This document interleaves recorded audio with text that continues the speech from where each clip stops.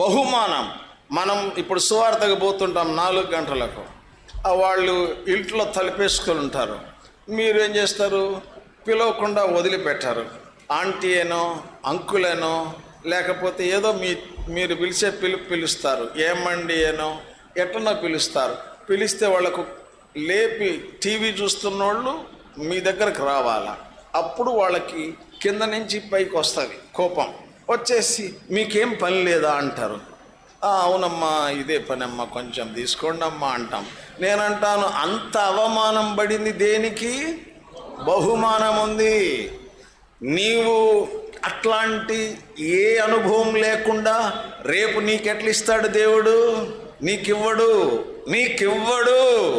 ఒకవేళ నువ్వు గొప్ప వ్యక్తివే కావచ్చు, ఎక్కడన్నా గొప్ప వ్యక్తివి కావచ్చు, దేవుడి దగ్గర గొప్ప వ్యక్తివి కాజాలవు. ఆయన కావలసింది ఎవరు?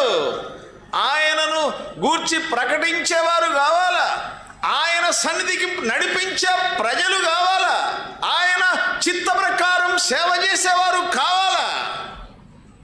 వాళ్ళకిస్తాడు బహుమానాలు. అంతేగాని అందరికీ ఇవ్వడు. అది అసాధ్యం, అసంభవం.